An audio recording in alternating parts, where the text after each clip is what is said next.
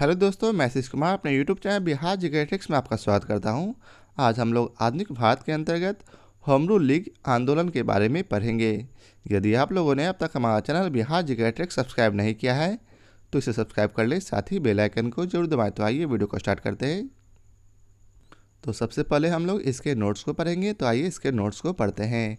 अप्रैल 1916 में तिलक ने एवं सितंबर 1916 में एनी बेसेंट ने अपनी अपनी होम रूल लीग की स्थापना की। बेसेंट ने कॉमनवेल्थ और न्यू इंडिया तथा तिलक ने मराठा एवं केसरी के माध्यम से अपनी अपनी लीग का प्रचार किया। तिलक द्वारा स्थापित होम रूल लीग के प्रथम अध्यक्ष जोसेफ बैप्टिस्टा तथा सचिव एनसी केलकर थे, जबकि एनी बेसेंट द्वारा स्थापित लीग के सचिव जॉर्ज अरुंडेल थे। तिलक और एनी बेसेंट ने अपने अपने कार्य क्षेत्रों का बंटवारा भी कर दिया। तिलक के लीग के जिम्मे कर्नाटक, महाराष्ट्र, बम्बई को छोड़कर मध्य प्रांत एवं बराड़ थे। देश के शेष हिस्से एनी बेसेंट की लीग में जिम्मे आए। दोनों लीगों ने अपना विलय नहीं किया, क्योंकि एनी बेसेंट के शब्दों में उनके अर्थात तिलक कुछ समर्थक मुझे पसंद नहीं करते और मेरे कुछ समर्थक उन्हें नापसंद करते थे, लेकिन मेरे और उनके बीच किसी तरह का कोई झगड़ा नहीं था। होम रूल आंदोलन के दोनों नेताओं तिलक एवं एनी बेसेंट की निगाहों में स्वराज का अर्थ था करीब एक ही जैसा। ब्रिटिश साम्राज्य के अंतर्गत स्थानीय, प्रांतीय एवं केंद्रीय स्तर पर उत्तरदायी शासन एवं प्रशासन की आधिकारिक व्यवस्था की जाए, जैसे गोरों द्वारा शासित डोमिनियन दर्जा प्राप्त अन्य ब्रिटिश उपनिवेशों में थी, यथा कनाडा एवं ऑस्ट्रेलिया में।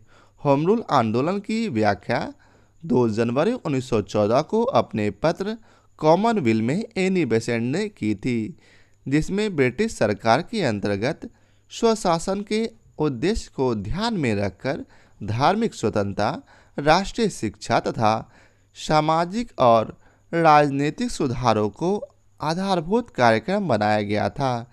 भारत में यह आंदोलन प्रथम विश्व युद्ध के दौरान काफ़ी लोकप्रिय रहा। वर्ष 1916 का लखनऊ अधिवेशन होम रूल लीग के सदस्यों के लिए अपनी ताकत दिखाने का अच्छा मौका था।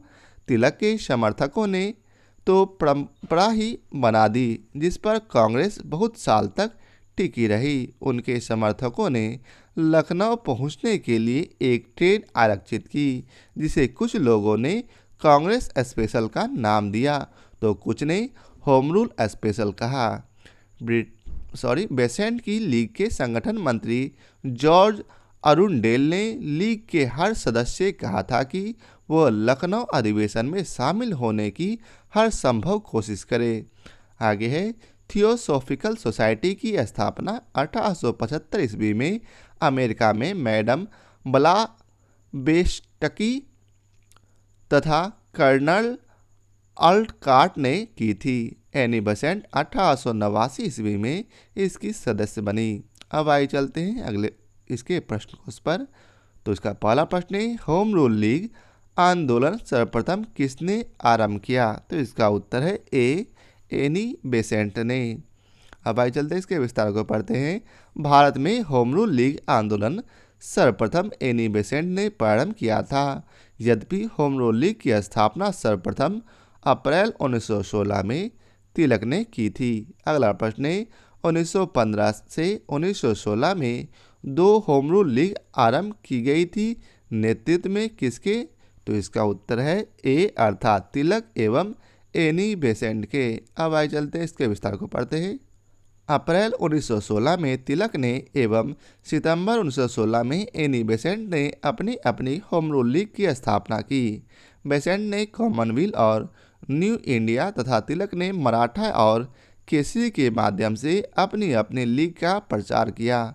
अगला प्रश्न है, एनी बेसेंट मुख्यतः संबंध रही है? तो इसका उत्तर है बी, गृह शासन आंदोलन से। एनी बेसेंट मुख्यतः गृह शासन अर्थात होम रूल आंदोलन से संबंधित थी। भारत में होम रूल लीग की स्थापना ही की योजना मूलतः एनी बेसेंट द्वारा ही बनाई गई थी। होम रूल लीग आंदोलन की व्याख्या 2 जनवरी 1914 को अपने पत्र कॉमनवेल्थ में एनी बेसेंट ने की थी, जिसमें ब्रिटिश साम्राज्य के अंतर्गत स्वशासन के उद्देश्य को ध्यान में रखकर धार्मिक स्वतंत्रता, राष्ट्रीय शिक्षा तथा सामाजिक और राजनीतिक सुधारों को आधारभूत कार्यक्रम बनाया गया था। भारत में यह आंदोलन प्रथम विश्व युद्ध के दौरान काफ़ी लोकप्रिय रहा था। अगला प्रश्न है, प्रथम विश्व युद्ध के दौरान आंदोलन जो भारत में लोकप्रिय हुआ था वह था, तो इसका उत्तर है बी, होम रूल आंदोलन। अब आइए चलते अगले प्रश्न पर। तो अगला प्रश्न है, निम्नलिखित में से किसका योगदान होम रूल लीग की स्थापना में नहीं था? तो इसका उत्तर है डी, टी.एस. अलकार्ट। अब आइए चलते हैं अगले प्रश्न पर। अगले प्रश्न पर जाने से पहले हम लोग इसके विस्तार को पढ़ लेते हैं। टी.एस. अलकार्ट होम रूल लीग से नहीं बल्कि थियोसॉफिकल सोसाइटी की स्थापना से संबंध थे। तिलक ने अप्रैल 1916 और एनी बेसेंट ने सितंबर 1916 में होम रूल लीग को आरंभ किया।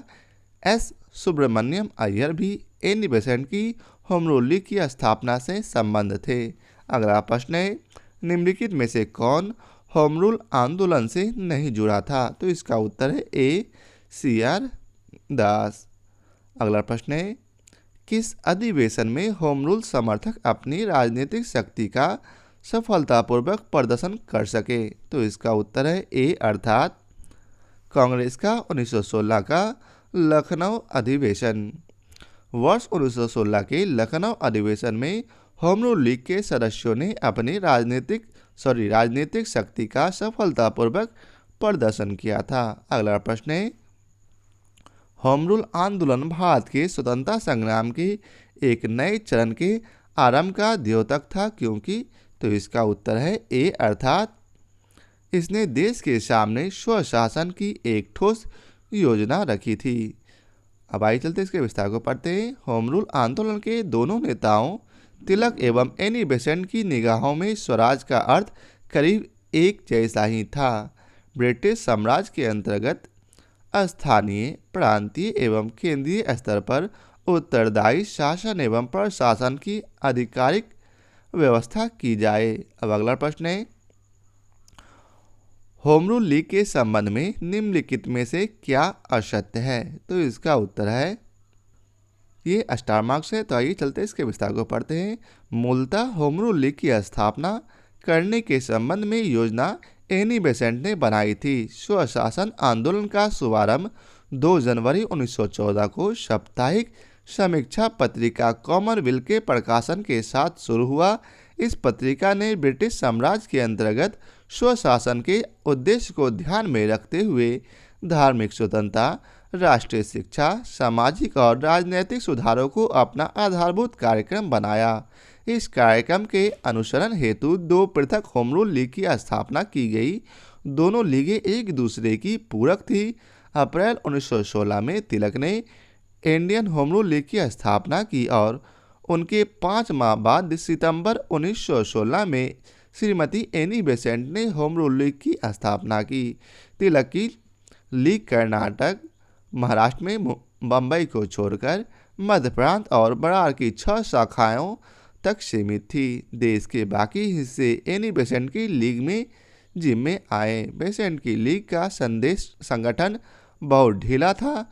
कोई भी 3 व्यक्ति कहीं भी शाखा खोल सकते थे, जबकि तिलक की लीग का संगठन बहुत मजबूत था। सभी 6 शाखाओं के काम और कार्य क्षेत्र निर्धारित थे।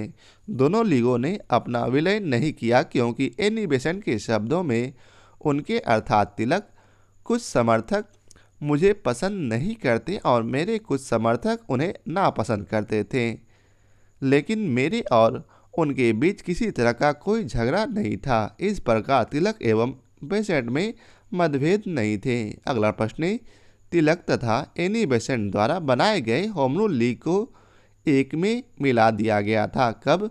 तो ये स्टार मार्क्स है। तो आइए चलते इसके विस्तार कभी भी नहीं मिलाया गया था। इसके विस्तार को हम लोग ऊपर पढ़ लिए हैं। अब आइए चलते अगले प्रश्न पर। निम्न में से कौन फेबियन आंदोलन का प्रस्तावक था? तो इसका उत्तर है ए, एनी बेसेंट। अब आइए चलते हैं अगले प्रश्न पर। एनी बेसेंट फेबियन आंदोलन की प्रस्तावक थी। अगला प्रश्न है एनी बेसेंट इनमें से कौन सा सही कथन है चुने? तो इसका उत्तर है सी, अर्थात केवल 1 और 3 सही है, अर्थात होम रूल आंदोलन प्रारंभ करने के लिए उत्तरदायी थी। और तीसरा है इंडियन नेशनल कांग्रेस की एक बार अध्यक्ष थी। बाद में होम रूल आंदोलन प्रारंभ करने के लिए एनी बेसेंट ही उत्तरदायी रही। एनी बेसेंट ने सितंबर 1916 में मद्रास में होम रूल लीग की स्थापना की। हालांकि इससे पहले तिलक ने अप्रैल 1916 में पूना में होम रूल लीग की स्थापना की थी। फिर भी दोनों आपसी सहयोग से अलग अलग क्षेत्र में काम करते रहे। होम रूल लीग आंदोलन का मुख्य उद्देश्य संवैधानिक तरीकों से स्वशासन प्राप्त करना था। एनी बेसेंट को इंडियन नेशनल कांग्रेस के कलकत्ता अधिवेशन, जो कि दिसंबर 1917 में किया गया था, की प्रथम महिला अध्यक्ष चुना गया।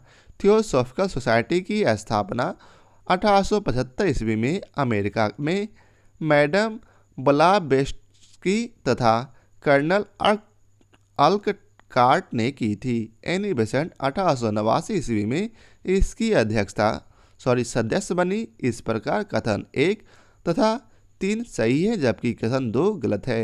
अगला प्रश्न है 1920 ईस्वी में निम्नलिखित में से किसने अपना नाम परिवर्तित कर स्वराज सभा रख लिया? तो इसका उत्तर है ए, अर्थात all India home rule league.